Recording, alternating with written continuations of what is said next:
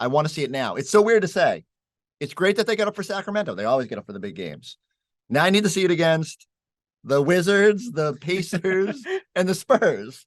3 of the worst teams in the league. How do you think these last 9 games play out for the Boston Celtics? I think the focus will be there. And I think that there was an emphasis just listening to Jaylen Brown, listening to Joe Mazzulla, the Celtics put on social media, him addressing the team after the game. Interesting, right? Like that, Yeah, that was a little interesting, wasn't it? They don't post those after they catch the L's and all that. But it was good. He's saying, that's the team I know. He's basically saying, these guys, thanks for listening. This is our identity, blah, blah, blah. He talked about the fact they had only 5 turnovers and 33 assists. So I think the focus will be there. I do think they sort of lost focus, which I'll be honest, Forsberg, when they started 21-5, I was like, this is not sustainable. They're going to burn themselves out. Like these wins are great, but they're coming out and playing 26 straight games. Like it's game 6 of the NBA finals all over again. And you can't do that for 82 games. And it's so funny because it was we know why, right? Because Joe Mazzulla gets elevated to head coach and they were so bad at the start of the year before. And there was such a priority, like, hey, like we're going to win early. We're not going to fall into that hole. And then we'll be able to pace ourselves from there. And here they are 2 games back of the number 1 seed, having to scratch and claw for it in the last 9 games. And it's somewhat ironic. And I do think the same thing. We all sat there and said, 1, it's not sustainable. And 2, when is it going to catch up and bite them? And you hope it wouldn't be in the NBA finals if they were lucky enough to get back there. But yeah, like that's my fear too, is like all of a sudden you've expended a lot of energy with Jason Tatum to be the 3rd seed in the Eastern Conference right now, or 2nd seed, whatever the standings are today. But you got to work. Do they have to finish 1 or 2? Can they be the 3rd seed? Are you comfortable with I don't think there's a big difference between 2 and 3. I do think there's a difference, a significant one for them between 1 and 2 for me, because I think that, and I know people say, hey, look, they beat the number 1 seed on the road last year. They went into Miami and they won the game 7. But I mean, Miami was pretty banged up. Like Tyler Hero was a shell of himself.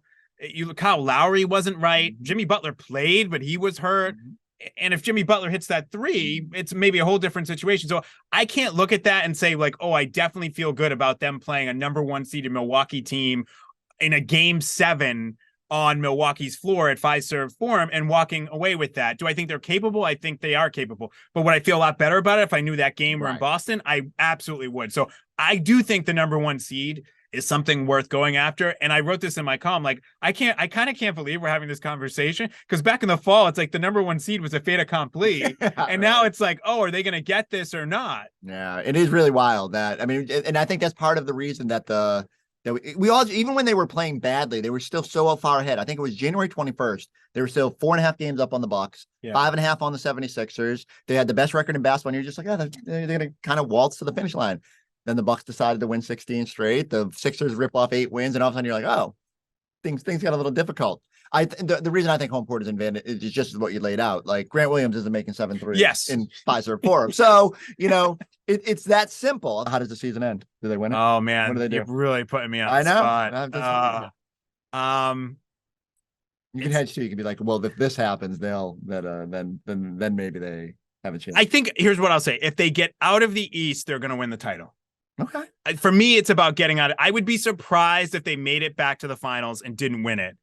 Wow. I have some fear of Milwaukee and frankly fear of Chris Middleton. He's starting to round back into shape. He's playing well.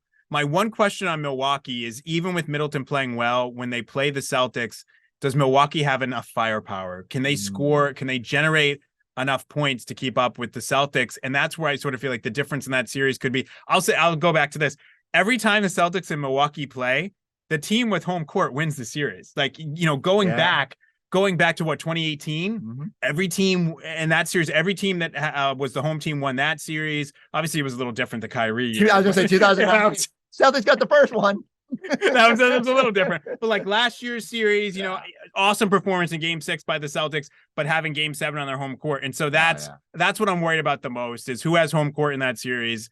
So I'll say this. If Milwaukee gets eliminated before they face the Celtics are definitely winning the championship. Wow. All right. I'm not sure I see that happening. Like Philly would have to go like on a super heater, but Celtics do have Philly's number. So I see your roadmap, but all right. We're going to save the tape on all this. Okay. Mark praise and Celtics win. The Bucks get eliminated. Thank you, Gasper. Sounds good, Forsberg. Presented by Rodenhiser. If you're looking to install AC in your home this summer, book a free estimate with Rodenhiser Home Services today.